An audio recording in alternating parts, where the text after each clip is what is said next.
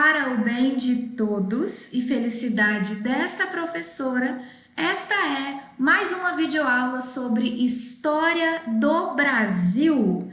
Brasil Império, Segundo Reinado. O último período do Brasil Império, o mais importante período do Brasil Império, de 1840 a 1889. Nessa videoaula, nós trataremos da economia durante o Segundo Reinado. Numa outra videoaula, nós tratamos das questões políticas do início ao fim do Segundo Reinado, mas tudo que dizia respeito à política, ao governo, as estratégias políticas do Dom Pedro II, as relações diplomáticas, internas e externas. Então, tudo que diz respeito à política foi tratado numa outra videoaula. Nessa aqui, apenas questões relacionadas à economia. Talvez, quando a gente fala de economia, nós pudéssemos, no Segundo Reinado, nós pudéssemos lembrar de um Dom Pedro mais velho, mais maduro, mais experiente, mais bem-sucedido, porque se você viu a videoaula sobre política, você notou que o Dom Pedro II, que assume com 14 aninhos, um adolescente no poder, ele começa realmente como um adolescente. Então a gente vê ele se perdendo em algumas decisões, indeciso, não sabe o que faz, agrada um, agrada outro. Ele ainda está experimentando o poder. Mas quando a gente fala de economia, você vai conhecer um Brasil forte, um Brasil que se consolida num cenário econômico positivo. Então talvez a gente tenha mais, ao invés daquele loirinho dos olhos azuis, daquele menino que começa o Segundo Reinado se atrapalhando todo na política, talvez agora nos assuntos econômicos seja mais coerente para mim, Seja mais coerente a gente ter esse Dom Pedro aí, mais velho, mais maduro, mais consciente do que é uma política, porque a economia, nesse contexto agora, ela vai ser positiva. Ao contrário do Dom Pedro I, ao contrário do pai do Dom Pedro II, que não fez muita coisa pelo Brasil, economicamente falando, que só trouxe problemas e dívida. No período do Segundo Reinado, nós temos coisas boas a contar da economia brasileira. Então esse Dom Pedro aí, mais velho, que gostava de tirar fotos, posava sempre para fotos porque ele gostava disso, esse eu acho que condiz mais com os assuntos econômicos do seu governo. Então, quando a gente falar sobre economia, a gente tem que passar pelo menos por esses 4 pontos. Na nossa aula aqui, nós vamos percorrer esses 4 pontos, nessa ordem, inclusive. Começaremos falando de agricultura, precisamente a cafeicultura. O grande destaque econômico desse contexto, sem dúvida alguma, é o café. É o café que vai fazer essa economia bombar e o Brasil experimentar um bom período econômico. Mas além do café, nós faremos alguns comentários sobre o algodão, sobre o açúcar. Então, a agricultura, mas especificamente com mais detalhes, a cafeicultura. Depois a gente passa pelo que é conhecido como surto industrial. Sim, no Segundo Reinado até indústria o Brasil teve. Por isso que eu já dei esse spoiler, que é um período positivo economicamente. Nós estamos num período legal até surto industrial. A gente vai viver nesse contexto. É também durante o Segundo Reinado que vai acontecer o longo processo abolicionista brasileiro.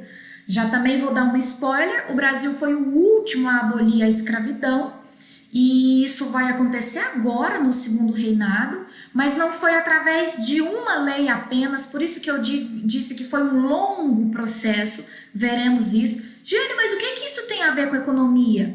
Quando a gente fala de abolição, nós falamos do fim da mão de obra escrava, e mão de obra tem tudo a ver com economia, certo? Conforme como se trabalha, quem trabalha, quais são os braços que movimentam essa economia, é importante a gente falar disso. Então, Então esse é o momento que o Brasil vai trocar a sua mão de obra escrava, pela mão de obra livre. E também relacionada a essa mão de obra, muito relacionada a esse processo de abolição, é no segundo reinado que vão começar a chegar os imigrantes italianos. Então, para finalizar, o nosso último tópico dentro desse assunto economia no segundo reinado será a imigração. Os dois principais sistemas que atraíram os imigrantes europeus para trabalhar no Brasil. Vamos lá? O nosso script de hoje é esse aí que está nesse slide. Nós perseguiremos cada um desses tópicos, começando agora. Falemos da cafeicultura, inegavelmente o grande destaque econômico do Brasil. Nós não podemos dizer que o café chegou agora no Brasil, não é no segundo reinado, de 1840 em diante, que o café, que não é uma plantinha brasileira, é uma plantinha africana, não é agora, em 1840, que o café está chegando, que alguém trouxe da África, resolveu plantar, deu certo. Não, não é isso. Nós temos notícias de que as primeiras sementes chegaram ao Brasil, ainda no Brasil colônia, veja só, em 1727. E essas primeiras sementes foram trazidas sem pretensões comerciais, apenas para o cultivo doméstico lá no Pará.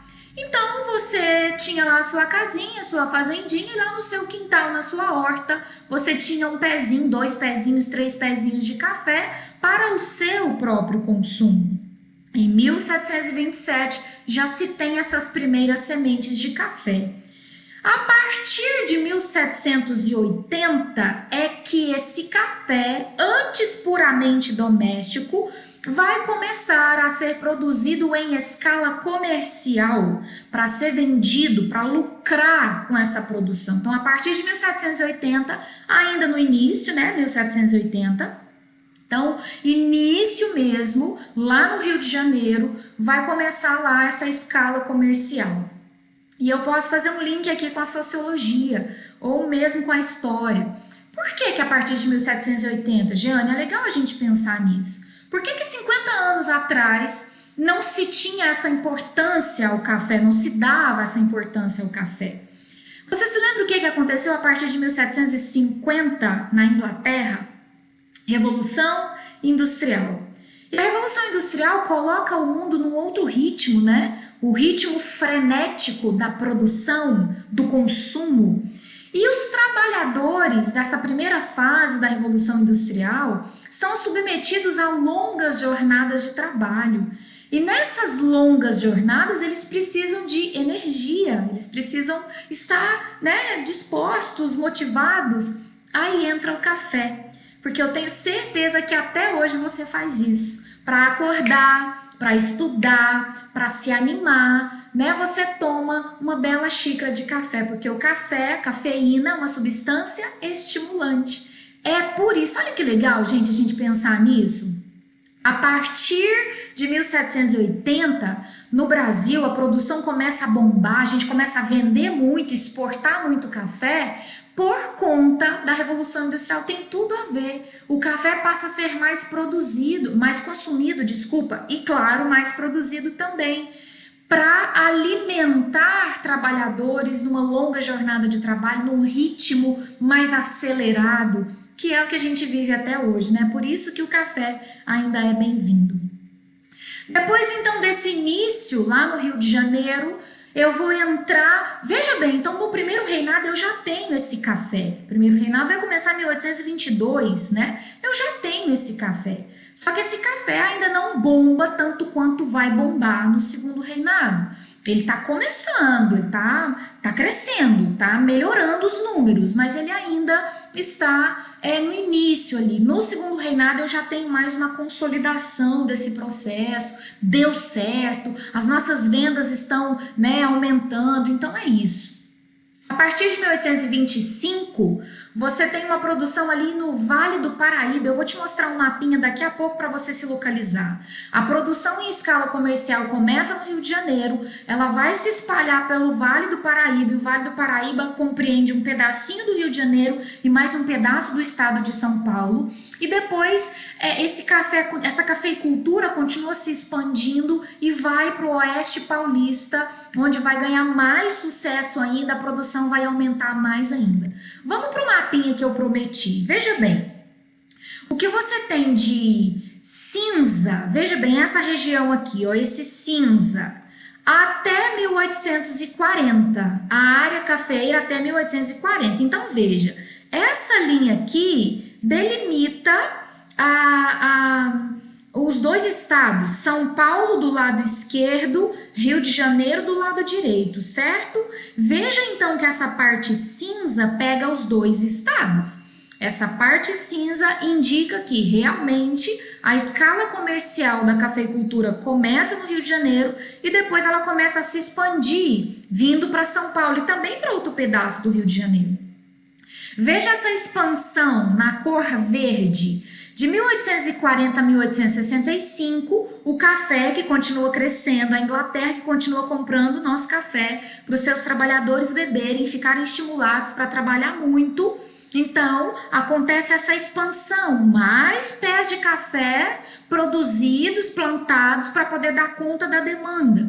E depois de 1865 a 1885, já vem aqui para a região de Araraquara, de Ribeirão Preto, Rio Preto, essa parte mais amarelinha, que a gente vai chamar de Oeste Paulista, onde realmente o café bombou mais ainda. A produção aumentou e teve sucesso, um sucesso maior ainda.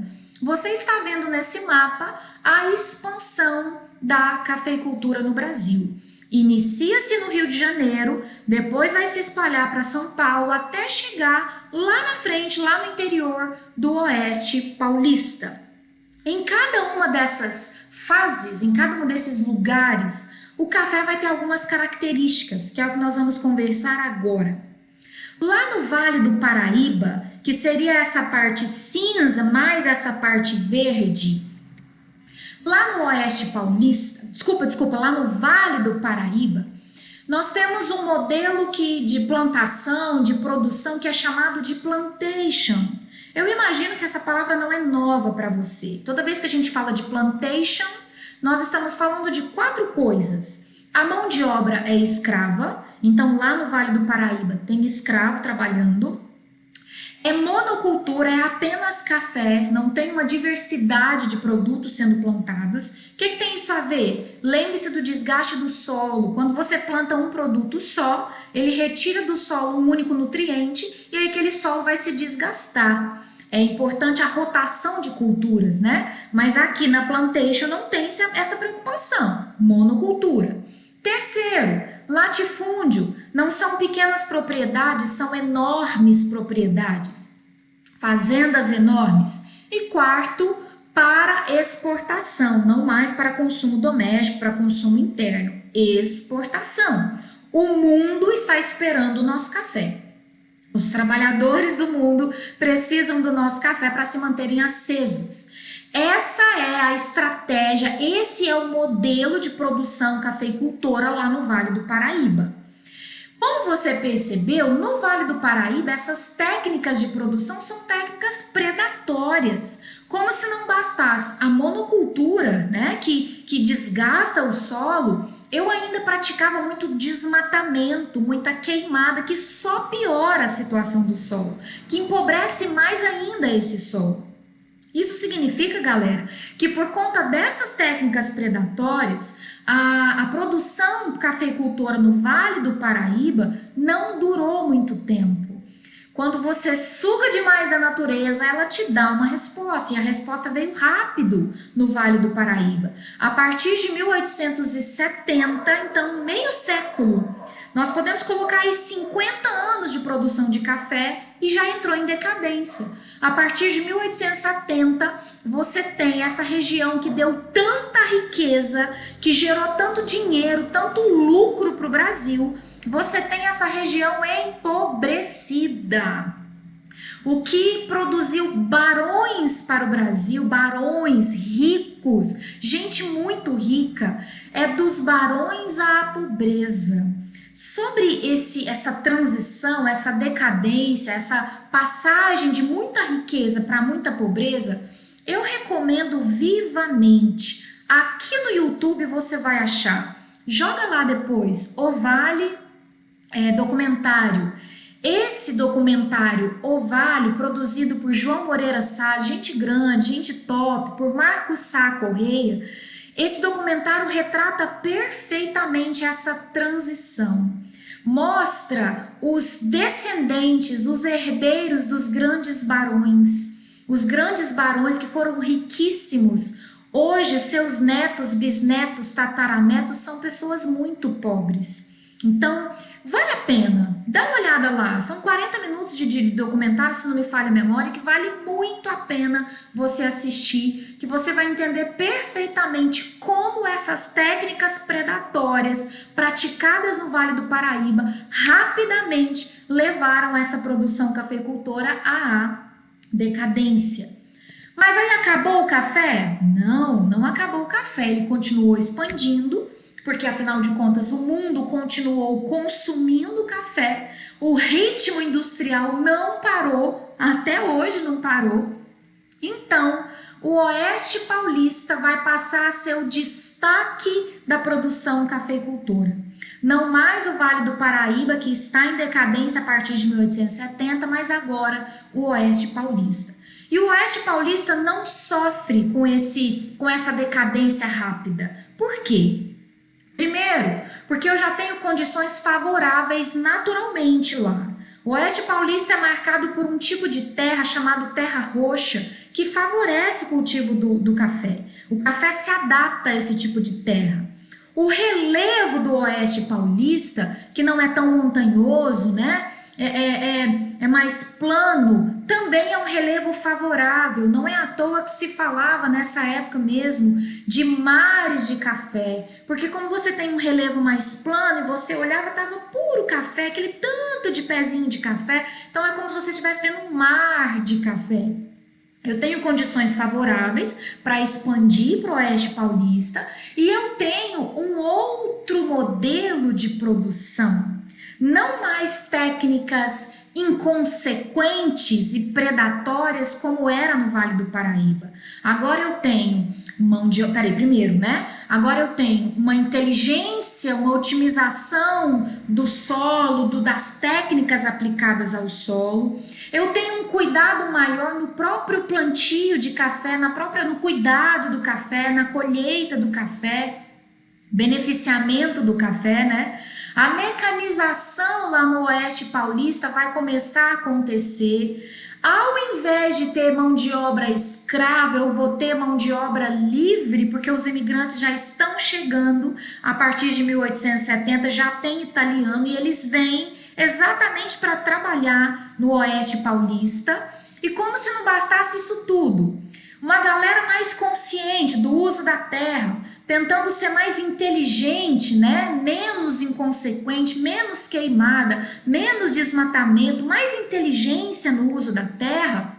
Agora, eu ainda, além dessa tecnologia toda de mecanização, de mão de obra chegando, mão de obra livre, que produz mais, galera, porque esses imigrantes são pagos por produtividade. Além disso tudo, é nesse contexto que vão surgir as primeiras ferrovias do Brasil. As ferrovias estão exatamente aqui no Oeste Paulista, com o objetivo de escoamento dessa produção de café. Eles querem facilitar. Tem muito café sendo produzido em Ribeirão Preto, por exemplo, só um exemplo. E Ribeirão Preto é interior de São Paulo. Eu preciso pegar esse café que está aqui em Ribeirão e levar ele lá para Santos, porque Santos é o principal porto desse contexto. Como é que eu vou fazer esse transporte aqui de Ribeirão para Santos? Não dá para ser em lombo de burro mais, demora, o mundo tem pressa, o ritmo é outro. Então as ferrovias chegam nessa hora para escoar essa produção, para fazer o Oeste Paulista bombar de verdade com café. Veja esse mapinha. Olha o Vale do Paraíba de Lilás, né, onde começa a produção de café em escala comercial. Veja o verdinho Centro-Norte, depois o tal do Oeste Paulista, São José do Rio Preto, né? Essa região de amarelo aqui, Presidente Prudente, seria o Oeste Paulista. E veja as linhas de ferro, as ferrovias. Linhas construídas até 1890, depois entre 1891 e 1910, depois entre 1911 e 1940. É exatamente para vir aqui, ó, no interior de São Paulo, no Oeste Paulista, para pegar essa produção cafeeira e trazer até Santos. Veja comigo onde está Santos aqui, ó. É para trazer essa produção, porque a nossa produção de café era para exportação, é para fora, né? Não é para consumo externo. E é esse café, galera, é esse Oeste Paulista, claro, sem desmerecer o Vale do Paraíba. O Vale do Paraíba entrou em decadência, mas teve o seu momento de glória, né? É esse café que vai fazer o Dom Pedro II ter bons resultados, muito dinheiro durante o segundo reinado. Sem dúvida alguma, o café é o nosso principal produto econômico. Só para a gente comparar aqui em números, nessa tabelinha que a UFSCar nos fez. Vale do Paraíba versus o Oeste Paulista. Em 1854, o Vale do Paraíba era responsável por 77% da produção de café e o Oeste Paulista por 22%.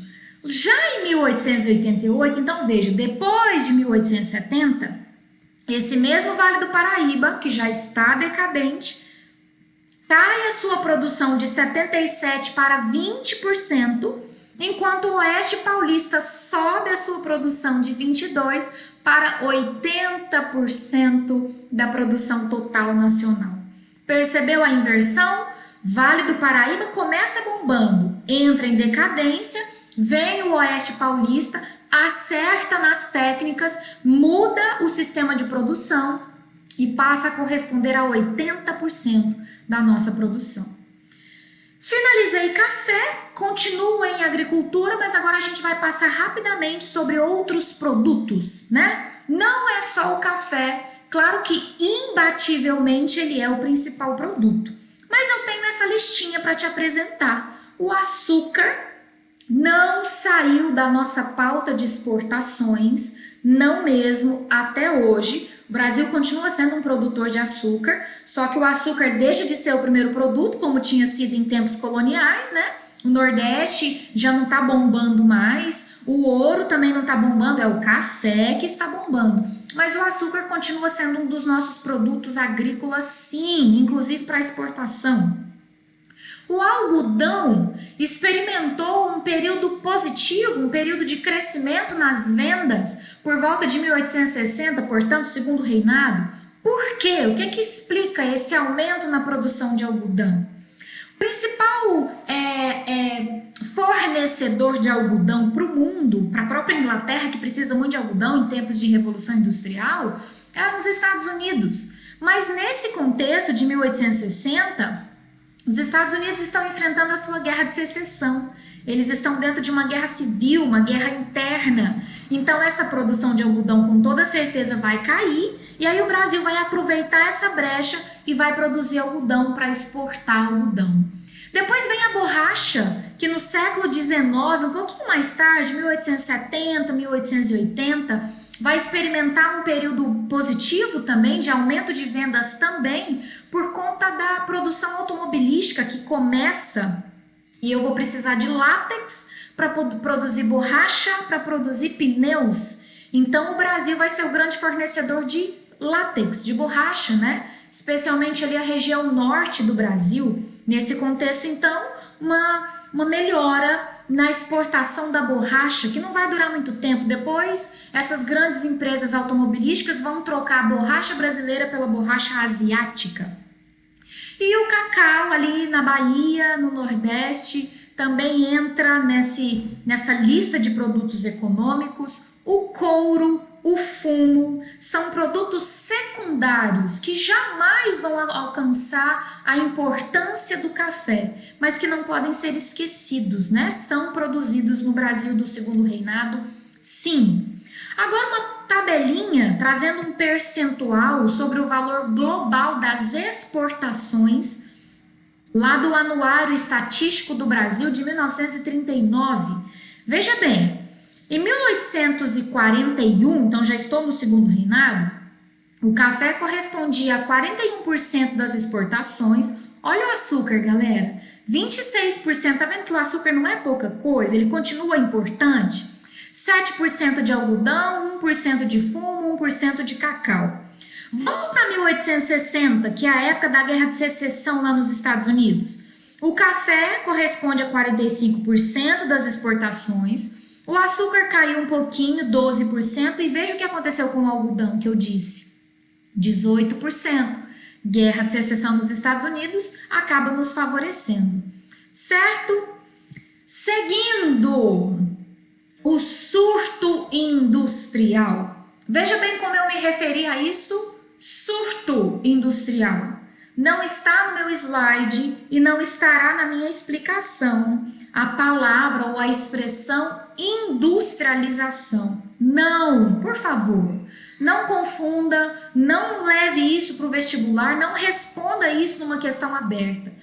Não se trata de um processo de industrializar o Brasil. Isso só aconteceu no Brasil República, depois que o Segundo Reinado já acabou, quando veio o Brasil República, precisamente quando Vargas foi o presidente, é que o Brasil passou pelo seu processo de industrialização. Aqui no Segundo Reinado, nós vivemos apenas um surto industrial. E o que é um surto? Um surto de dengue, por exemplo. Começa a chover, começa a acumular água, o bichinho vem e tem as condições para se reproduzir. E aí os números de dengue aumentam. Vão embora as chuvas, vem o período de seca, diminuem os casos de dengue ou zeram os casos de dengue, certo? Não é assim que funciona? Então um surto se refere a um momento de muita coisa, os números aumentam e depois cai de novo. Isso é um surto. É disso que eu estou falando. No Segundo Reinado, o Brasil vai conhecer um surto, um aumento significativo no número de indústrias, de manufaturas, só que isso não vai durar, isso vai cair. Tudo bem? Então, primeiro ponto, não se trata de um processo de industrialização, se trata de um surto industrial, um momento que foi positivo, que alcançou números bons, mas que depois cai. E eu tenho que te contar as condições que levam a esse surto. O que aconteceu para o Brasil subir, alcançar bons números, depois cair e não mais continuar com a sua industrialização? Vamos lá? Você tem que saber isso.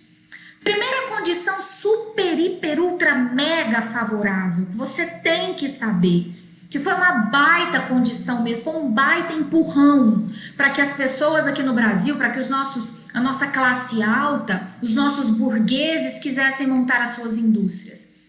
A tarifa Alves Branco. Esse senhor do quadro, da fotinha, senhor Manuel Alves Branco, foi o deputado que propôs essa tarifa. O que era essa tarifa?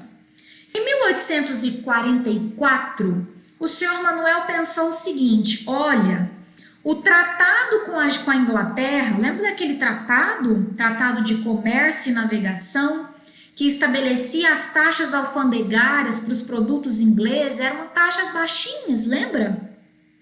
15% para a Inglaterra, 16% para Portugal e 24% para as outras nações. Aquele tratado que havia sido renovado agora chegou ao fim. E era para ser renovado de novo, a Inglaterra queria renovar, mas esse deputado falou assim: não vamos renovar não.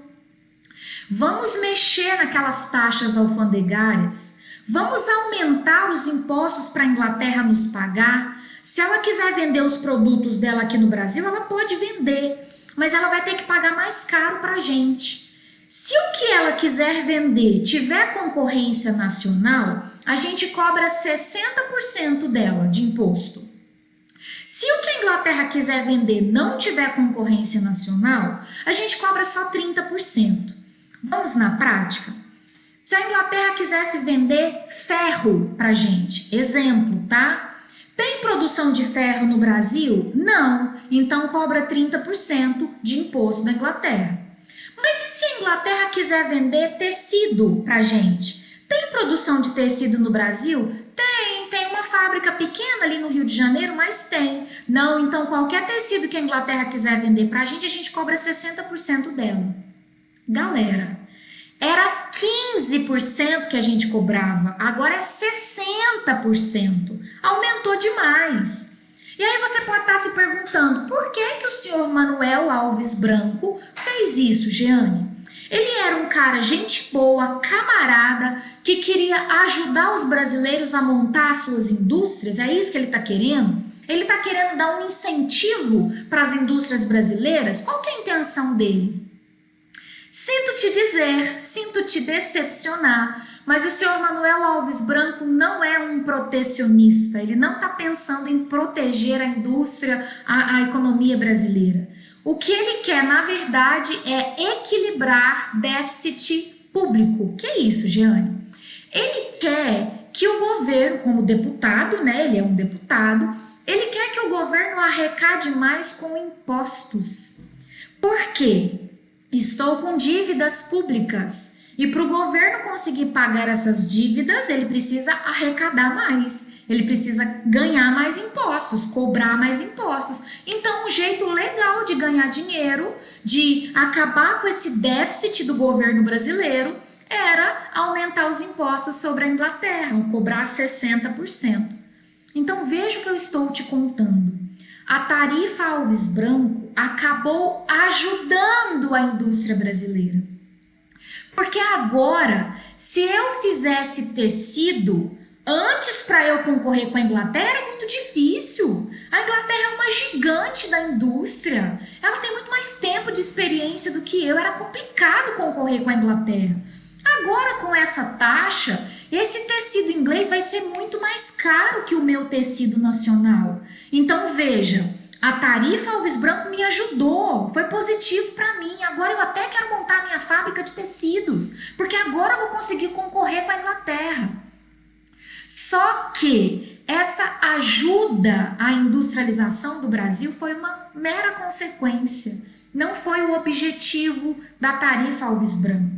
A tarifa Alves Branco foi feita para aumentar a arrecadação de impostos, só isso, não para ajudar na nossa industrialização. Acabou que ajudou como consequência, mas não era o objetivo, ok? Mais uma condição favorável para esse surto industrial durante o segundo reinado. O café tá dando muito dinheiro. Como eu gosto de brincar, é tanto dinheiro, que dá para sapecar porco. É assim que eu falo. É tanto dinheiro que esses cafeicultores não estão sabendo onde investir. Muitos têm medo de pegar esse lucro que eles estão tendo com o café e reinvestir no café para aumentar ainda mais a produção de café. Uai, Jeane, mas esse cara é besta. Galera, quanto mais aumenta a produção, mais o preço cai. Então, se você tiver muita produção de café, se estiver sobrando café, o preço cai. Então, eles têm que ser estratégicos na hora de reinvestir, de fazer uma nova plantação de café, né? Tem que ser ali equilibrado. E aí, o que eu vou fazer questão de dinheiro? Eu tenho tanto dinheiro, onde é que eu vou investir? Os lucros do café passam a ser investidos na indústria. Não por acaso, as nossas primeiras indústrias vão estar no mesmo lugar onde está o café. Onde está o café? Rio de Janeiro, São Paulo. Onde vão surgir as nossas primeiras indústrias? Rio de Janeiro, São Paulo. Porque os donos dessas primeiras indústrias serão os cafeicultores. Os primeiros industriais brasileiros serão esses cafeicultores. Para fazer uma brincadeira aqui, outra brincadeira, os primeiros burgueses do Brasil foram nobres. A zoeira. Burguês no sentido de comércio, né? De dono de fábrica. E aí eles já eram nobres, porque os cafeicultores eram donos de terra. Então os nossos primeiros burgueses são os nossos nobres. Mais uma condição favorável para que o Brasil vivesse o seu surto industrial: o dinheiro que começa a sobrar do tráfico negreiro passa a ser investido nas indústrias. Que tráfico negreiro é esse, Jeane? Tráfico negreiro era o ato de você ir na África, buscar escravo, trazê-lo para cá para trabalhar no Brasil. Em 1850, eu vou falar melhor disso daqui a pouco, a Lei Eusébio de Queiroz foi feita. E a Lei Eusébio de Queiroz proibiu o tráfico. Não pode mais buscar africano lá na África para trazer para cá, para trabalhar, para escravizar ele aqui. A partir do momento que eu proíbo buscar escravo na África, começa a sobrar dinheiro. Porque escravo era comprado, você sabe disso. E era caro o escravo. E agora? O monte de dinheiro que eu gastava com escravo, o que eu faço com esse dinheiro? Agora eu vou investir numa indústria, ok? Então, mais uma condição favorável. O capital do tráfico negreiro, já que o tráfico foi proibido, passa a ser investido na indústria. Mais uma condição favorável é atitudes, iniciativas particulares de homens visionários, empreendedores, que resolvem aproveitar essas condições favoráveis e começam a montar suas fábricas, os seus negócios, como, por exemplo, o senhor Irineu Evangelista de Souza, conhecido como Visconde ou Barão de Mauá. Nesse contexto, um dos homens mais ricos do Segundo Reinado. Realmente, o cara conheceu a riqueza. Senhor Irineu Evangelista de Souza foi muito rico, mas o interessante, também te convido a conhecer a história do senhor Irineu Evangelista de Souza. Nasceu pobre, família pobre, veio para o Rio de Janeiro para trabalhar, para ganhar vida. Estando no Rio de Janeiro, foi trabalhar numa loja de um inglês. Olha para você ver. Um inglês que tinha uma loja aqui, certamente para vender os produtos que ele trazia da Inglaterra, né? Porque podia, era barata o imposto. O senhor Irineu Evangelista de Souza vai trabalhar nessa loja, é um bom funcionário, conquista o seu patrão, começa a juntar o seu dinheirinho, ganha o seu salário, junta o seu dinheirinho. Daqui a pouco ele começa a fazer parte das ações dessa loja, ele compra do seu patrão as ações dessa loja. Daqui a pouco esse patrão dele, que confia muito nele, leva ele para a Inglaterra, e lá na Inglaterra ele fica maluco com o que ele vê, porque a Inglaterra está no seu processo de industrialização de vento em popa, né? E aí ele fica louco, ele volta para o Brasil e fala: eu preciso fazer aqui no Brasil o que eu vi acontecer lá na Inglaterra. A gente precisa fazer esse Brasil crescer, o Brasil precisa de fábrica, o Brasil precisa de indústria, e eu vou ser esse cara que vai montar essas indústrias no Brasil, eu acredito. É uma história de superação, de otimismo, de fé, de confiar mesmo que vai dar certo, de botar a mão na massa e correr atrás. Essa é a história do Barão de Mauá. O interessante aqui, morreu pobre, faliu, depois de experimentar a riqueza, faliu, morreu pobre, assim como veio ao mundo, né? Mas, enquanto na sua fase empreendedora, na sua fase de muito dinheiro, de muita riqueza, essa fase é até conhecida como Era Mauá, olha a importância desse cara, uma era que leva o nome dele, né? O apelido dele, Era Mauá. Durante essa boa fase que ele viveu na sua vida, ele fez investimentos variados. Ele construiu ferrovias, ele fundou bancos, e bancos que estavam no Brasil e estavam até fora. Tem Banco do Mauá que vai ter, vai funcionar até no Uruguai, olha isso, cara, não é pouca coisa não. Mexeu com telégrafo, galera, em pleno Segundo Reinado. Penso tanto que esse cara não era antenado, não era visionário. Telegrafia em pleno segundo reinado. Iluminação pública a gás no Rio de Janeiro, foi ele também que trabalhou com isso. Exportações, enfim. Ele foi um baita empreendedor. Um cara que acreditou e resolveu arriscar e deu certo, ganhou dinheiro. No entanto, não dura. Por isso, tá vendo? A própria história do Mauá se encaixa bem com o que eu tô te falando da economia do segundo reinado. É só um surto. Ele nasceu pobre, conheceu a riqueza, mas depois morreu pobre. É isso, um surto é isso. O Mauá sofreu um surto de riqueza e depois voltou para a pobreza. Por quê, Jeane? O que deu errado na história do Mauá?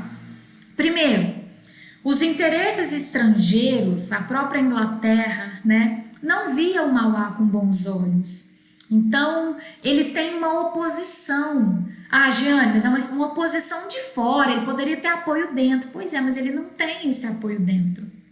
Aqui dentro, aqui no Brasil, ainda hoje, talvez, a gente vê vestígios dessa mentalidade agrária exportadora.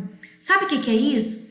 Parece que o brasileiro acredita que a vocação do Brasil é a agricultura. A nossa riqueza só vem da agricultura. Você se lembra da fisiocracia do iluminismo? Daquela teoria econômica chamada fisiocracia da época do iluminismo, que dizia que a fonte de riqueza de uma nação vem da terra. A fisio de natureza, né? De mundo físico, a fisiocracia no Brasil é muito forte. Os nossos fisiocratas são influentes, têm moral com Dom Pedro. Então eles ficavam lá no Dom Pedro, ah, que história é essa? Que Mauá o quê? Que indústria o quê? O Brasil, olha o tanto de terra que o Brasil tem, olha o nosso clima, olha o nosso solo. A nossa vocação é plantar e colher, a gente ganha dinheiro com terra, porque era tudo fazendeiro, né? A fisiocracia aqui acabou funcionando como uma barreira para esse desenvolvimento industrial. E eu ainda tenho um mercado interno pequeno. Pensa o telégrafo. Quem poderia comprar esse telégrafo do Mauá? Eu não tenho muita gente para comprar, né? Com essa visão de mundo, com essa condição de mundo, eu não tenho muita gente para comprar isso tudo. E aí o Mauá acaba indo à falência. Como se não bastasse oposição e boicote de estrangeiros e de brasileiros. Como se não bastasse esse mercado interno pequeno, em 1860, a Tarifa Alves Branco, lembra dela? Acabei de falar dela, que eleva os impostos para a Inglaterra, né? Para que a gente arrecadasse mais impostos, o governo arrecadasse mais dinheiro. Aquela tarifa foi substituída pela tarifa Silva Ferraz. A tarifa Alves Branco durou poucos anos, de 1844 a 1860 apenas. Em 1860, esse deputado, o senhor Silva Ferraz, propõe que os impostos para a Inglaterra fossem abaixados novamente, porque muita coisa estava precisando, a Inglaterra deixou de nos fornecer esses produtos. E aí esse cara fala, não, vamos abaixar esses impostos de novo, abaixa lá, tudo que a gente precisa comprar da Inglaterra, abaixa. Aí o Mauá, que estava trabalhando com ferrovia, por exemplo, passa a ter a concorrência estrangeira de novo e ele não consegue lidar com ela. É isso. Por isso que eu disse que é um surto, galera. É um surto industrial, não é um processo que vai durar para sempre. Não é um processo consolidado. É um momento legal que depois acaba. Eu acabei de te dar os motivos para isso. Nosso penúltimo tema dentro de Segundo Reinado, economia, o processo abolicionista. Eu já disse para vocês, vou repetir, porque é uma ótima maneira de introduzir o assunto abolição. O Brasil foi o último país na América a abolir a escravidão. E o Brasil não fez isso através de uma única lei, como foi nos Estados Unidos. Lá nos Estados Unidos, com uma única lei, acabou a escravidão. Pronto, acabou, beleza? Chega. Aqui no Brasil, a escravidão foi sendo acabada aos poucos. Tanto é que existe uma expressão que fala que a abolição no Brasil foi feita a conta-gotas. Você sabe o que é um conta-gotas? Sabe aquele remédio lá que você tem que tomar 3 gotinhas? E aquele negocinho que você pinga é um conta-gotas. Você aperta o negocinho 1 gota, 2 gotas, 3 gotas. É isso. No Brasil foi 1 gotinha de cada vez. E por quê? Justamente porque eu tenho uma pressão externa para acabar com a escravidão. A Inglaterra, por exemplo, já conversamos sobre isso daqui a pouco. A Inglaterra quer que o Brasil acabe com a escravidão, mas internamente eu tenho os nossos fisiocratas, que eu acabei de falar deles. Os nossos fisiocratas fazendeiros têm mão de obra escrava, então eles não querem, eles querem continuar tendo escravo. Então vai ficar esse embate, a Inglaterra pressionando para acabar e os nossos fazendeiros pressionando para não acabar. E quem está aqui no meio? Dom Pedrinho, Dom Pedro II. E você lembra do perfil do Dom Pedro? Dom Pedro tenta sempre ser diplomático, né? Ele acode de um lado e acode de outro. Então ele vai ceder à Inglaterra, mas ceder aos fazendeiros. Por isso que demora, por isso que fica nessa enrola, por isso que é a conta-gotas. Vamos lá. A pressão inglesa. Jeane, por que a Inglaterra está tão interessada na abolição da escravidão no Brasil? O que ela tem com isso? Se ela já acabou com a escravidão lá nas terras dela, lá no país dela, o problema dela, por que ela está dando pitaco no Brasil? Vamos entender. A Inglaterra, nesse contexto de segundo reinado, de 1840 a 1889, está consolidando o seu capitalismo industrial. Ela já está entrando na segunda fase da Revolução Industrial, né? 100 anos de indústria, começou em 1750, então já está há 1 século produzindo industrialmente. E ela tem uma necessidade de mercado consumidor. Quando eu entro nesse ritmo de produzir, se eu não vender, eu vou à falência, eu preciso vender. E você sabe que a Revolução Industrial aumentou a produtividade. Se antes eu produzia 1 camisa por dia no artesanato, eu passo a produzir 10 por dia, certo? E de que adianta eu produzir e não vender? O consumo, o mercado consumidor é uma necessidade. Por isso, já comecei te contando, por conta da fase que a Inglaterra está, por conta dela precisar de mercado consumidor, ela está pressionando para o Brasil acabar com a escravidão. Por quê? Cada escravo liberto que não tinha salário, escravo tem salário? Não tem. Escravo comprava alguma coisa da Inglaterra? Não comprava. Mas a Inglaterra acredita que se o escravo for liberto e passar a ter o seu salário, esse escravo, ex-escravo, vai passar a ser o seu consumidor, certo? Existe uma lógica aí, mas eu preciso problematizar aqui com você, preste atenção. Ultimamente, isso tem sido revisado pelos historiadores, isso tem sido questionado.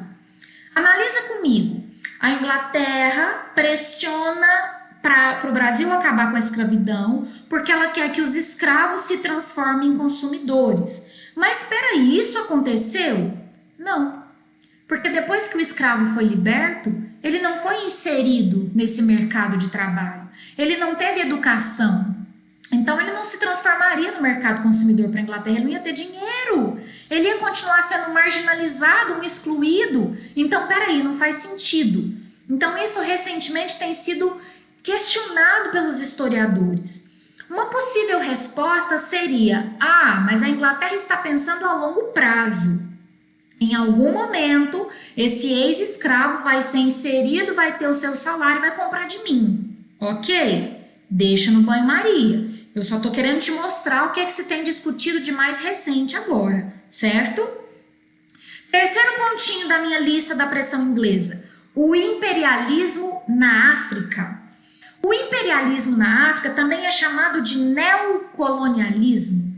O neocolonialismo é um processo em que Inglaterra e França estarão na África e na Ásia para fazer uma nova colonização muito parecida com o que ela fez na América.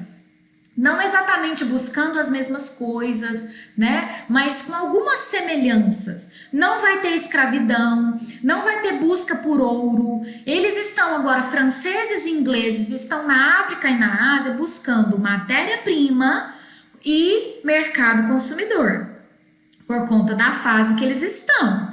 Matéria-prima, por exemplo, algodão. Eu posso plantar algodão na África e trazer algodão para as minhas indústrias têxteis. E a hora que eu fizer a minha camisa, a minha camiseta na Inglaterra, eu posso trazer de novo para a África e vender para eles. Esse é o processo de imperialismo na África. Esse é o processo de neocolonialismo. Se a Inglaterra e a França estão lá na África para pegar a matéria-prima e depois trazer produtos para serem vendidos ali, não faz sentido o Brasil ir lá pegar africanos e tirar da África e trazer para o Brasil para trabalhar aqui. É como se a Inglaterra estivesse dizendo o seguinte: o Brasil, deixa os africanos quietos lá na África, eu preciso deles lá. Eu tô lá fazendo imperialismo, eu tô lá fazendo neocolonialismo, eles estão plantando algodão para mim. Então eles não podem ser tirados de lá para vir para o Brasil ser escravo. Deixa eles quietos lá. Ok, faz sentido, não faz? Esse terceiro ponto realmente é muito coerente. Quarto ponto que explica a pressão inglesa: a redução dos preços de produtos agrícolas. Ou seja, o produto que a Inglaterra compra do Brasil, o café, ficaria mais barato, ok? Não, Jeane, não faz sentido. Como assim? A partir do momento que eu começar a pagar salário para o trabalhador, vai aumentar o preço do produto agrícola, é porque eu vou ter que pagar salário. Calma, analisa com calma. Se a gente analisar precipitadamente, a conclusão que a gente chega realmente é essa. O escravo trabalha de graça. O trabalhador livre trabalha por um salário. Mas quem produz mais? O escravo, que se ele produzir muito ou pouco, ele vai apanhar de todo jeito, ele não vai mudar de vida, ele não vai ser promovido, ele não vai voltar para a África, ele não vai ganhar bônus, nada. O escravo é escravo, ele sendo bom ou ruim. O escravo apanha, o escravo não vai mudar de vida. Então, ele tem uma vida mais monótona, mais aquilo ali mesmo. Já o trabalhador livre, como eram os imigrantes, recebiam por produtividade. Então, se ele se empenhar e produzir ao invés de um saco de café por dia, só um exemplo besta, tá? Ele vai se empenhar para produzir 2, 3, 4, 5 sacos de café por dia. Para quê? Quanto mais ele colher, quanto mais ele produzir, mais ele ganha. E quanto mais se produz, mais barato fica o produto, concorda? Se eu tenho muito café para vender, eu vou fazer uma promoção. Esse é o interesse da Inglaterra. Essa é a visão da Inglaterra. Ela é muito esperta. Ela vê lá na frente. O que ela pensou? Escravo produz aquilo ali só. Um trabalhador que tem salário produz mais, aumenta a produtividade, o preço para mim vai cair, ok? A Inglaterra pressionou tanto, que é daqui, ó, dessa lei assinada em 1831, que vem aquela expressão que a gente usa no dia a dia, né? Lei para inglês ver. Ah, isso aí eu fiz só para inglês ver. O que isso significa? A Inglaterra ficava no pé do Brasil. Dom Pedro, que dia que você vai acabar com essa escravidão, Dom Pedro? Os dois Dom Pedros, né, de saco cheio, assinou uma promessa de abolição. Tá bom, Inglaterra, tá, vou acabar com a abolição daqui a pouco. Mas não acabou. Essa é a lei para inglês ver, de tanto que a Inglaterra pressionava. Como o Brasil prometeu e não acabou, e ficou enrolando, em 1845, a Inglaterra fez uma lei chamada Lei Bill Aberdeen. Veja o nome da lei. É uma lei inglesa. Não confunda, galera. Não é uma lei brasileira. Envolvia o Brasil, afetava o Brasil, mas não é uma lei brasileira. Pelo nome dela, você está sacando isso. Lei Bill Aberdeen. O que dizia a Lei Bill Aberdeen? Ó, Brasil, você está me enrolando demais para fazer a abolição? É o seguinte, a partir de agora, 1845, os meus navios vão pegar navios negreiros de vocês que estarão no Oceano Atlântico e nós vamos aprisioná-los. Nós estamos nos dando o direito de pegar navio de vocês e aprisioná-los, porque a gente quer que vocês parem com isso. Atrevidinha essa Inglaterra, né? Se achando a Inglaterra, ela se dá o direito de pegar navio brasileiro. Olha isso, galera. É isso. A lei Bill Aberdeen é uma lei inglesa para tentar botar moral no Brasil, para tentar fazer o Brasil obedecer à Inglaterra, em 1845. Deu para você pegar aí o que seria essa pressão inglesa, os motivos que fazem a Inglaterra querer que a abolição aconteça? Espero que sim. Internamente, eu tenho de um lado uma galera que também está com a Inglaterra, que quer a abolição. Intelectuais, humanistas, né? Que já estão pensando em direitos humanos e falam, não é justo, isso está errado, tem que acabar com isso mesmo. E aí eles começam a se organizar e a arrecadar fundos para fins abolicionistas. Como assim, Jeane? Gente, essa galera fazia, sei lá, uma janta, vendia, fazia um livro, vendia, para ter dinheiro para sair comprando escravos, comprando cartas de alforria. Olha que fofo, gente. Houve sim um movimento abolicionista no Brasil que se movimentou, que não era paradeza não, eles não eram passivos não, ativos. Faziam atividades, livro, panfleto, festa, arrecadando fundo, fazia uma quermesse aqui, enfim, para tentar arrecadar dinheiro para poder comprar a liberdade de alguns escravos, para movimentar a abolição no Brasil. Um dos líderes, um dos nomes, um dos intelectuais de renome ligados ao movimento abolicionista seria o senhor Joaquim Nabuco. O senhor Joaquim Nabuco escreveu o livro O Abolicionismo. Olha o título do livro dele. O senhor Joaquim Nabuco, inclusive, nascido em 19 de agosto, deu a nós, historiadores, uma homenagem, um dia, né? O dia do historiador no Brasil é comemorado no dia de nascimento de Nabuco. Nasceu em 19 de agosto, por conta da sua importância na história do Brasil, né? Durante esse contexto do Segundo Reinado. O senhor Joaquim Nabuco foi usado como o nascimento dele deu base para que a gente tivesse uma data em nossa homenagem, o dia do historiador, 19 de agosto. Tirei esse trechinho pequenininho do prefácio do livro O Abolicionismo do senhor Joaquim Nabuco, você está vendo a carinha dele aí agora. Quanto a mim, julgar-me-ei mais do que recompensado se as sementes de liberdade, direito e justiça que estas páginas contêm derem uma boa colheita no solo, ainda virgem da nova geração. E se esse livro concorrer, unindo em uma só legião os abolicionistas. Eu acho que se ele falou que estaria recompensado, se essas páginas, né, derem uma colheita, né, e juntar a galera que gosta da ideia de abolição, eu acho que ele pode sim se considerar recompensado, porque esse livro ficou famoso até hoje, é muito estudado e funcionou do jeito que ele queria. Tá feliz o senhor Joaquim Nabuco. E aí, essa abolição então vai começar. Escute, nós falamos até aqui dos motivos ingleses, da pressão inglesa para essa abolição acontecer, certo? Nós falamos aqui de uma galera dentro do Brasil que também quer que a abolição aconteça, e você já sabe que tem outra galera muito mais influente, que tem dinheiro, os fazendeiros, que não estão interessados na abolição. E nós falaremos agora das leis, das gotinhas, do conta-gotas até que a abolição acontecesse.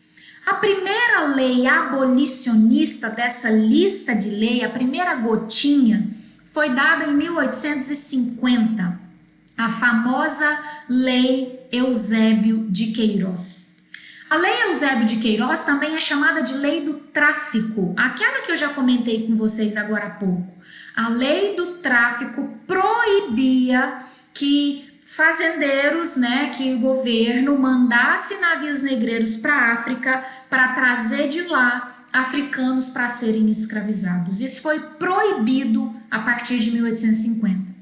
E ao contrário da lei Bill Aberdeen, de 5 anos atrás, que os brasileiros nem tinham para ela, ninguém ficou com medo da Inglaterra, essa aqui a galera ficou com medo. A lei Eusébio de Queiroz foi obedecida, viu, galera? Foi muito obedecida.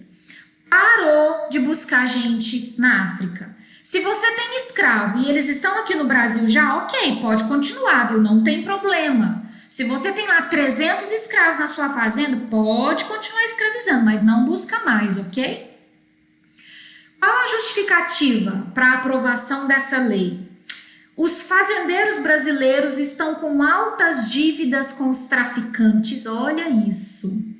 Traficante no sentido bom da palavra, traficante é aquele cara que ia lá na África e trazia africano, tá? Esses caras eram ricos, os traficantes eram ricos, os que vendiam esses escravos, né? E aí esses fazendeiros, precisando de mão de obra, compravam o escravo, mas não estava conseguindo pagar. Então eles estavam com altas dívidas e o governo resolveu ajudar de alguma forma. A gente para com isso e essas dívidas de vocês vão parar de subir. Os escravos eram maioria da população naquele contexto. Olha que isso aqui é muito ruim de eu te contar. Uma decepção eu te contar isso aqui. Mas é a verdade. No Brasil, havia a mentalidade de que precisamos parar de trazer africano porque a maioria da nossa população é escrava. E era mesmo. Mas no fundo, a gente vai falar disso daqui a pouco, mas no fundo, sabe qual é a principal preocupação? Com a cor dessa população. Como a maioria é escravo, e escravo vem da África, então a maioria da população é negra. E a nossa elite e os nossos deputados estão incomodados com o fato da população brasileira estar muito negrinha, estar muito escurinha. Que feio, né, gente? É isso, a gente vai voltar nisso aqui daqui a pouco. Apresentadas essas justificativas, a Lei Eusébio de Queiroz foi aprovada. A partir de 1850, então, proibido buscar escravo na África. Essa lei foi cumprida, mas você já deve saber, começou a faltar mão de obra, né? Eu não posso trazer mais, os que estão aqui morrem, e aí, o que eu vou fazer? Eu vou resolver com o tráfico interprovincial. O que isso significa? Vem comigo. Se você é um fazendeiro aqui em São Paulo, começou a faltar mão de obra para você, você poderia comprar escravos de uma galera do Nordeste. Talvez um antigo senhor de engenho que não está precisando de tanto escravo, ele te vende um pouco dos escravos dele. Isso é chamado de tráfico interprovincial. Isso podia, eu não posso buscar mais na África. Esse tráfico entre as províncias é liberado, ok? E claro, daqui a pouco a gente vai falar disso no nosso último tópico dessa videoaula. Essa falta de mão de obra, já que eu não posso buscar mais na África, eu vou poder buscar na Europa. É aí que vai acontecer a imigração. A gente vai falar disso daqui a pouco. A segunda lei abolicionista foi a Lei Rio Branco, também chamada de Lei do Ventre Livre. Você deve conhecer ela mais como Lei do Ventre Livre. Ela foi proposta por esse deputado, Rio Branco, daí o outro nome que ela tem, Lei Rio Branco, de 1871, e ela dizia que crianças nascidas após a data da lei, portanto após 1871, seriam crianças livres, não mais escravas. A mãe continuaria escrava, mas o filho nascia livre. Para quê? Por que essa lei foi proposta? Qual a justificativa dela? Tem abolicionista enchendo o saco, a Inglaterra continua pressionando, o Joaquim Nabuco está enchendo o saco. E aí o Dom Pedro, que é muito diplomático, ele começou a fazer o joguinho dele, né? Ai, vamos fazer alguma coisa para esse povo dar sossego. Ah, vamos fazer uma lei então que aí esse povo quieta. Dá uma chupeta na boca desse povo para eles pararem de chorar. É isso? Acalmar ânimos abolicionistas, ok? Essa lei dizia o seguinte: a criança nasce livre, mas ela pode ficar na fazenda sob os cuidados do senhor, do patrão, do fazendeiro, até os 21 anos de idade. Até os 21 anos de idade, ela está lá morando na fazenda e o senhor pode usar o serviço desse jovem, desse adolescente. Com 21 anos, esse cara tem que botar o pé na estrada. Vambora, meu filho, ó, pega o bonde, pega andando. Com 21 anos, ele tinha que vazar. Caso o senhor resolvesse, não, vou liberar essa criança com 8 anos, porque até os 8 anos ele tá com a mãe, né? Com a escrava ali. Não, ele fez 8 anos de idade, eu vou liberar ele. Pode ir embora, eu não vou te usar até 21 anos, pode ir. Aí o senhor recebia uma indenização, que ele está perdendo mão de obra, concorda? É um funcionário a menos. Então o governo pagava uma indenização para ele liberar essa criança de 8 anos. 8 anos e essa criança já estava no mundo, sozinha, largada, sem escola, sem trabalho. E aí, galera? É isso. Terceira lei abolicionista, a lei de 1885, chamada Lei Saraiva-Cotegipe, mais conhecida como Lei dos Sexagenários, que é a forma como você deve conhecer, ou Lei da Gargalhada. Eu já te explico daqui a pouco porque que ela se chama também Lei da Gargalhada.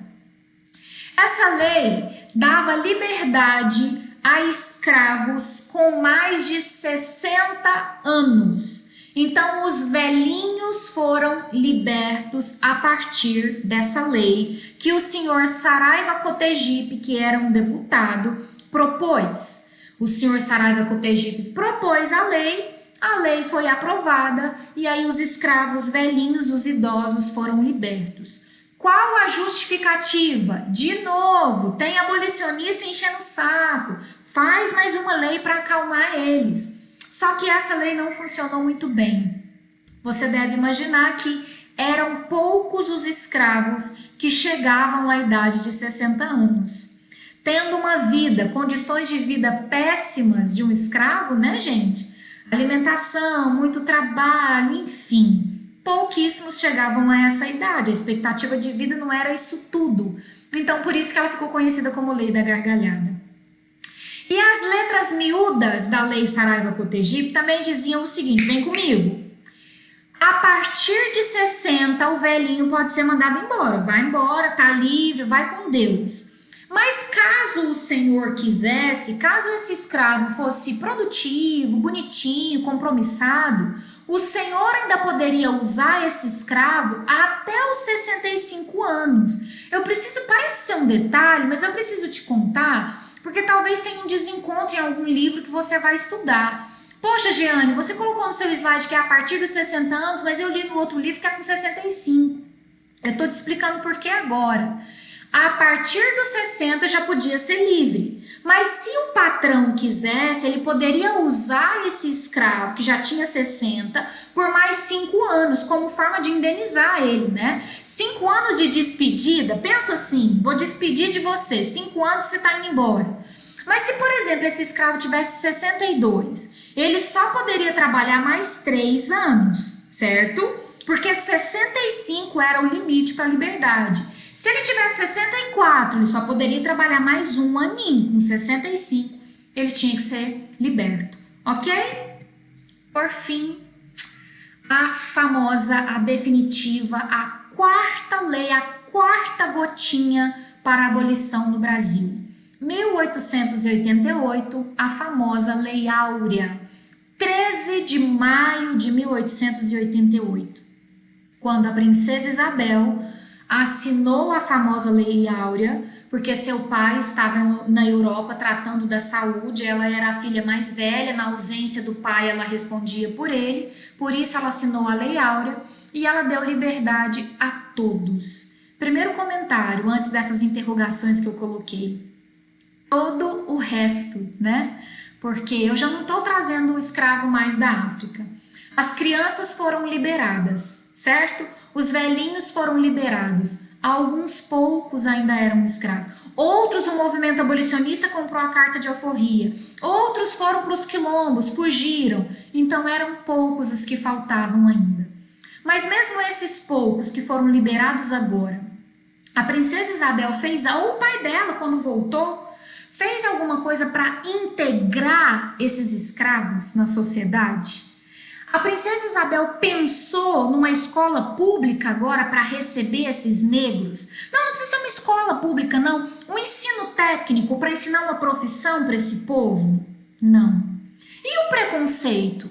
Você acha mesmo que esses escravos soltos nas cidades agora seriam bem recebidos, galera? Ou eles continuariam a ser marginalizados, excluídos, olhados com desconfiança, com superioridade dos brancos? Pensa como era a vida desses escravos recém-libertos, fala sério. Não foram integrados, não foram educados, nem um pedacinho de terra. Não, isso não fez, Jane. Podia ter feito uma reforma agrária, né? Pegado um pedacinho de terra, uma fazendinha pequenininha, um lotezinho e dado para cada fazenda cada família de ex-escravo, resolvia a vida deles porque sabiam plantar, eles iam plantar e sobreviver ali. Pois é, gente, nada foi feito além da Lei Áurea, nada. Será que é por acaso que o IBGE conta para nós hoje, em pleno século XXI, que a maioria da população pobre do Brasil é negra? Será que é por acaso? Será que os pobres brasileiros hoje, aqueles que vivem no paupérrimo ali mesmo, não são exatamente os descendentes dessa galera que foi solta no mundo sem nada? Literalmente com a mão na frente ou atrás para tampar as vergonhas? Pense nisso. Ok? Eu fecho a abolição com a frase do Barão de Cotegipe, que foi o que propôs a lei Saraiva e Cotegipe, né? Ele mais um amigo dele, o senhor Saraiva lá, ele teria dito sobre a princesa Isabel: a senhora acabou de redimir uma raça e perder o trono. O que isso significa? Redimir uma raça. Os negros ficaram apaixonados pela princesa Isabel, chegando a santificá-la, sabe? A considerá-la uma deusa, porque africano vem da África com uma cultura politeísta, né? Então eles têm muitos deuses. A princesa Isabel se tornou mais uma desses deuses deles. Então eles amavam a princesa Isabel, respeitavam a princesa Isabel, redimiu uma raça, beleza, mas perdeu o trono. Esse cara é um fazendeiro além de deputado. O que ele está querendo dizer? O que ele está cutucando a princesa Isabel? Minha filha, nós não estamos nem com você nem com seu pai mais, tá? A gente não gostou dessa história de você acabar com a escravidão, não dá nem indenização pra gente. É isso. Fazendeiro não gostou da abolição. Essa frase demonstra isso. Agora sim, para finalizar a nossa aula sobre economia no segundo reinado, a imigração, que tem tudo a ver com a abolição, concorda comigo? Os africanos não estão vindo mais e os africanos estão sendo soltos aos poucos, crianças, velhos, depois todos. E agora? Quem trabalha? O café tá bombando, galera. O Oeste Paulista tá bombando. A Inglaterra tá consumindo nosso café. Quem vai trabalhar? Os imigrantes. Os italianos vão começar a chegar agora. Antes de ir para esses italianos, eu quero começar só te lembrando que imigração não começa no Brasil agora, não, galera. Não é agora. Por favor, não pense isso. Se a gente for voltar lá atrás, na imigração no Brasil, na chegada de imigrantes no Brasil, a gente vai voltar lá no Estreito de Bering, né? Porque a vida não começou na África. Então, todo mundo que está na América é imigrante, para e pensa. Mas não vão para o Estreito de Bering, não. Não vão para Portugal chegando, não. Para espanhóis chegando, holandeses chegando, não. Vamos fazer um recorte aqui mais perto, mais recente, senão a gente vai ficar mais meia hora aqui falando de imigração. Vamos começar ali no período joanino. Dom João vem morar no Brasil, você se lembra disso, em 1808, fugindo do Napoleão. E ele fica até 1821. Enquanto ele estava morando no Brasil, ele percebeu que o sul do Brasil estava meio desabitado. E terra desabitada é perigo. Eu posso perder essas terras. A Argentina poderia estar de olho ali no sul do Brasil. Não posso deixar isso, não. O que o Dom João VI fez?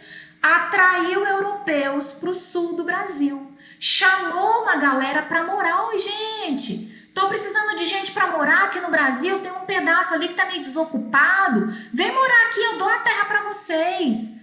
É aí que você vê, você entende por que tem alemães, né? Por que tem uma arquitetura alemã, uma arquitetura holandesa? Por que a galera do sul é mais clarinha? Começa desde aqui, ó, período joanino, trazendo os europeus. Vem morar aqui, eu dou terra para vocês. Vem povoar o sul.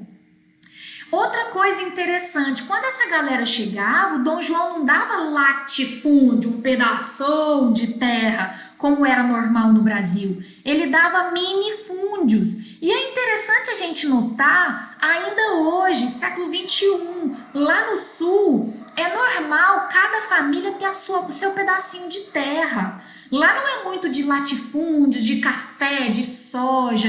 É terra menor, é fazenda menor. Herança dos tempos joaninos. E outra coisa, última coisa agora. Dom João trazia essa galera, não era para plantar café, porque ainda não tem café top ainda, né? E não era para fazer açúcar, outra coisa. Era para produzir alguma coisa, mas para mercado interno. Não por acaso a produção de carne, por exemplo, se destacou lá. Eles produziam carne lá para vender para dentro do Brasil mesmo. Ou outro tipo de produção, né? Suco, uva, vinho, enfim, faziam lá no sul para o Brasil consumir, para o próprio Dom João VI consumir, certo? Então, o que eu tô te contando aqui? A imigração, a chegada de gente de fora no Brasil não começa no segundo reinado. O Brasil é composto por imigrantes, desde o Estreito de Bering, depois vem português, mas enfim, eu vou te lembrar que o Dom João já estava chamando europeu para vir para cá. Quando a gente chega no segundo reinado, é um outro momento de trazer europeu de novo, de convidar a galera da Europa para vir morar aqui. E quem teve essa brilhante ideia lá em 1847 foi um fazendeiro chamado Nicolau Campos Vergueiro.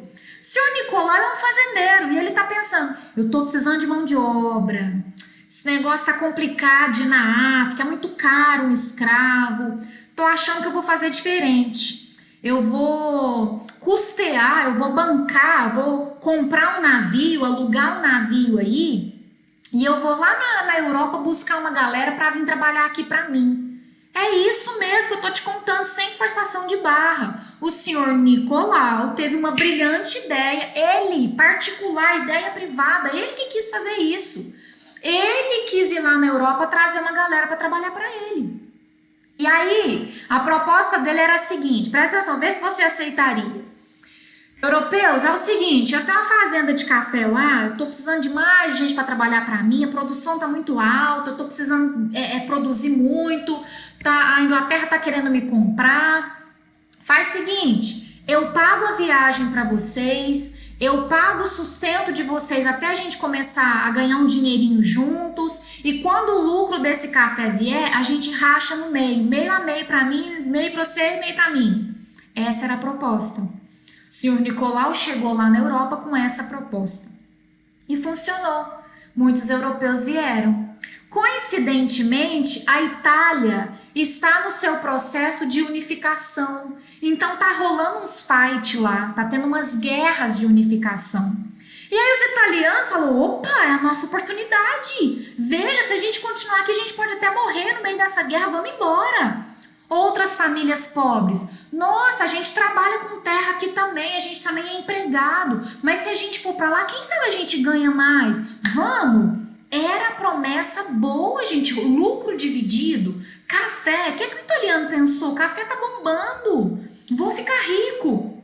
E realmente alguns ficaram ricos. Nessa parceria, esse primeiro modelo de imigração é chamado de sistema de parceria porque era uma parceria, preste atenção. O fazendeiro paga a viagem, paga o sustento e depois divide o lucro. Paga as despesas, né? Mas depois divide o lucro. Então, eu estou fazendo uma parceria entre o fazendeiro e o imigrante, o italiano. E aí, muitos realmente ficam ricos. Talvez você conheça uma família de italianos que veio para o Brasil nessa época e conseguiu enriquecer, conseguiu comprar sua terrinha e deu certo na vida. Nem todos. Veja o que aconteceu com muitos que vieram para o Brasil. Chegando aqui, você sabe que um pezinho de café, depois que ele é plantado, ele vai demorar 3, 4 anos para começar a produzir. Nesses 3, 4 anos, essa família de europeus está comendo, está bebendo, está tendo despesas. E quem está bancando essas despesas? O fazendeiro. E as despesas de viagem? E os custos do navio, da viagem da Europa para cá? Está anotado na caderneta. Daqui 3, 4 anos, a despesa da viagem e as despesas de alimentação desses 4 anos estão todas anotadas. Então, antes de dividir os lucros do café, é claro que o fazendeiro vai descontar tudo que o imigrante deve primeiro. E depois é que vai dividir o lucro. O que aconteceu em muitos casos? Esses imigrantes nada ganharam ou pouco ganharam, né? Não teve sucesso nisso aí.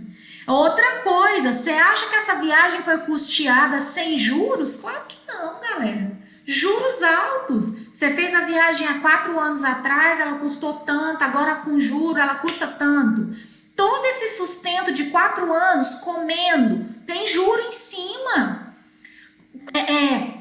Conflitos culturais, galera, até isso. Preste atenção no que eu vou te contar. Italiano é festeiro, italiano fala alto, já viu isso? É deles isso, é cultural deles. Isso incomodava às vezes o fazendeiro com as festas, com o jeito festeiro deles. E esse fazendeiro não estava acostumado a lidar com gente livre. Esse fazendeiro estava acostumado a lidar com escravo. Então esse fazendeiro achava que poderia tratar os italianos como tratava os escravos, com maus tratos, com gritaria. E os italianos não vão aceitar isso não somos escravos, nós viemos para trabalhar e para rachar o lucro, nós não viemos aqui para ser maltratado. Você encontra várias cartas de imigrantes, muitas mesmo, contando para suas famílias, tentando contar para as famílias na Europa como eles estavam sofrendo aqui, sendo maltratados, passando fome, o dinheiro não dá, foi feita uma promessa, essa promessa não foi cumprida. É isso mesmo, galera. Não foi 1000 maravilhas para todo mundo, não. Teve muito problema. E por que eu usei insucesso? Porque se eu colocar fracasso, tá pesado, tá forçado. Alguns casos deram certo. Talvez o do Nicolau deu certo, mas um monte de gente que começou a copiar o Nicolau não deu. Ou o contrário, talvez o caso do Nicolau, lá na fazenda dele, ele teve 2, 3, 4 famílias que não deram certo, mas outros fazendeiros tiveram sorte, combinou, não tratou mal, enfim. E agora? Essas cartas que chegam, essas notícias que chegam na Europa, começam a deixar a galera de lá com medo de vir. Quando chegava um fazendeiro lá com um navio falando, vamos trabalhar no Brasil, eu não. Tive notícia que meu vizinho ali foi, está sendo maltratado, eu não vou não. O europeu começou a se recusar a vir. Aí o governo teve que entrar na parada. O governo brasileiro, Dom Pedro II.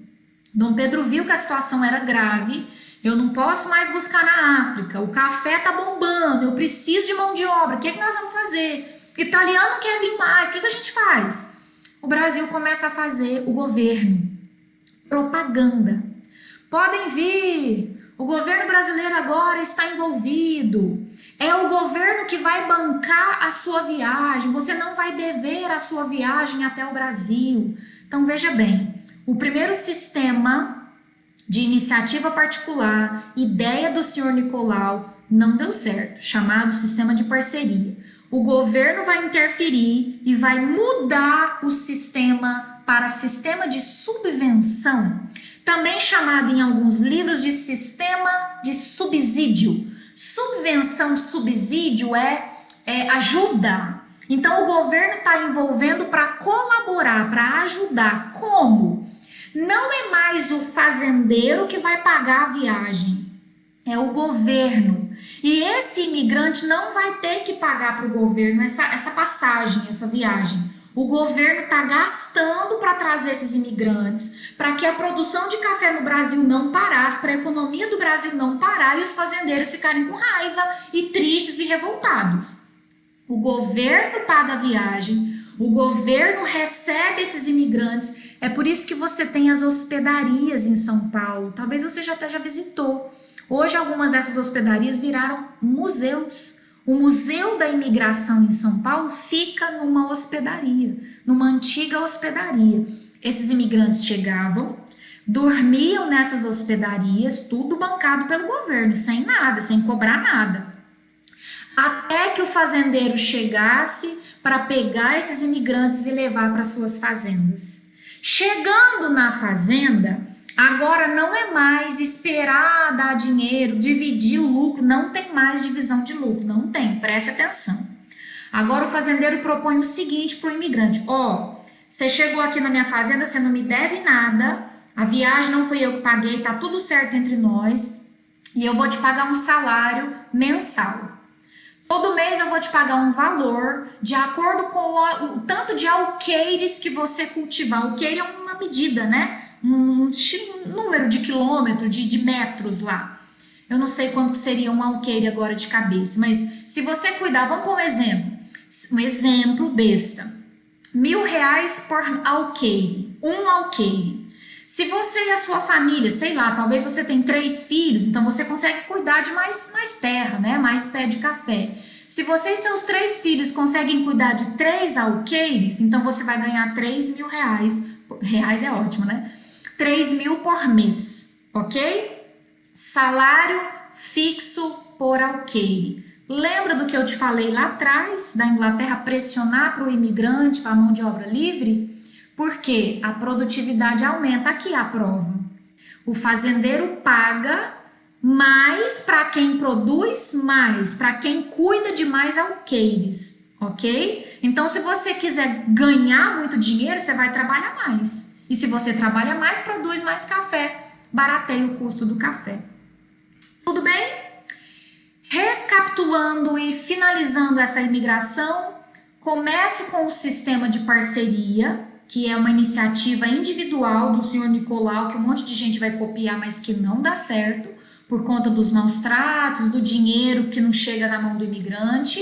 O governo tem que interferir, fazer uma propaganda, bancar a viagem, receber os imigrantes, para depois eles serem levados para as fazendas, e lá nas fazendas agora eles vão ter salários, não é mais divisão de lucros, ok?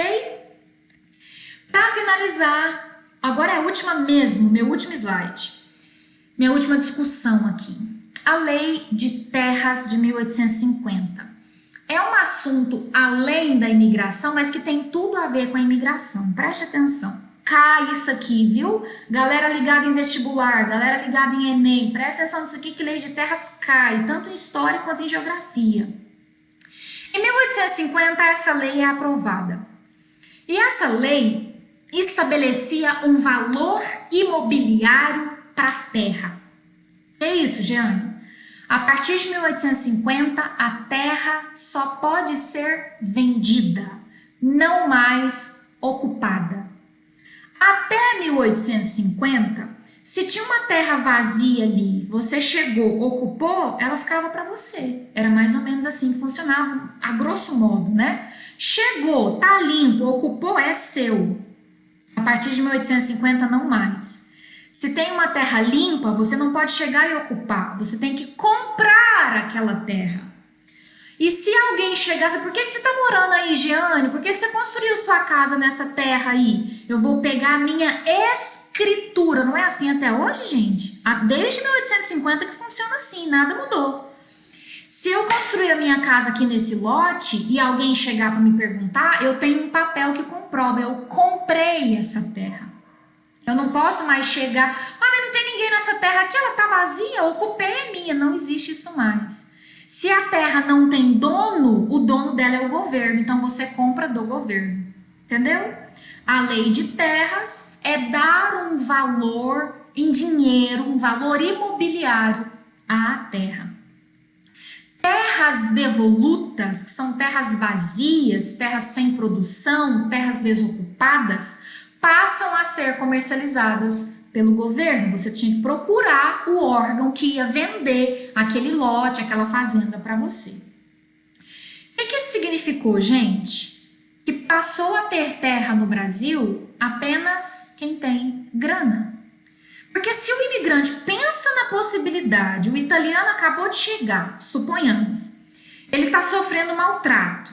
Ele pega a família dele e foge. E ele encontra dali a uns 10 quilômetros para frente uma terra vazia. Se ele se instalasse lá, a terra era dele. Concorda comigo? Grosso modo, gente, simplificando para você entender. Então o imigrante poderia se transformar num fazendeiro do Brasil. Não tem que comprar, eu não tenho que mostrar documento nenhum que eu comprei essa terra. Agora tem. E esse imigrante que chegou sem grana, que foi maltratado, não pode mais se transformar num fazendeiro. Ele tem que comprar aquela terra. Há quem diga que a lei de terras foi feita exatamente para isso, para esse quarto pontinho do meu slide, para dificultar o acesso dos imigrantes à terra. Porque senão esses imigrantes iam vir, nenhum ia querer trabalhar para o fazendeiro. Ele falou, vou trabalhar para mim. Eu não tenho, vou chegar ali, ocupar aquela terra e produzir ali. Eu sei trabalhar com a terra. Há quem diga que ela foi feita para isso, para dificultar o acesso à terra pelos imigrantes. Mas acabou que dificultou para a imensa população brasileira. Um ex-escravo não tem grana para comprar uma terrinha e sobreviver. O pobre até hoje não tem grana para comprar uma terrinha para sobreviver. A lei de terras significou então uma barreira histórica para a democratização da terra no Brasil. Só tem terra quem pode pagar por ela. Ok? Era o último slide. Agora só umas questões que eu vou deixar aí te coçando a cabeça, essa pulga atrás da sua orelha, sobre imigração. Para que esses europeus foram trazidos para cá? Para suprimento da mão de obra apenas? Porque os africanos não estão sendo mais trazidos, os que estão aqui estão morrendo, os bebezinhos estão sendo liberados, os velhinhos estão sendo liberados e eu quero só mão de obra? Ou, na verdade, eu estou precisando trazer gente branca para cá?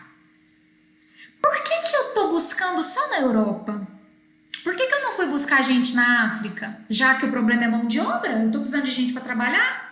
Ah, Jeane, porque na África a Inglaterra vai continuar achando ruim. Não estou falando para escravizar. Eu estou falando para pagar. Eu vou continuar trazendo um africano, mas na hora que ele chegar aqui eu vou pagar ele. Ah, e a Inglaterra vai continuar achando ruim. Eu entendo, o imperialismo está acontecendo, faz sentido. A Inglaterra está lá, ela quer que os africanos fiquem lá. Mas então por que eu não busquei, sei lá, na Índia, em qualquer outro lugar? Por que eu estou indo lá na Itália, um país de gente branca, de olhos azuis? Por quê?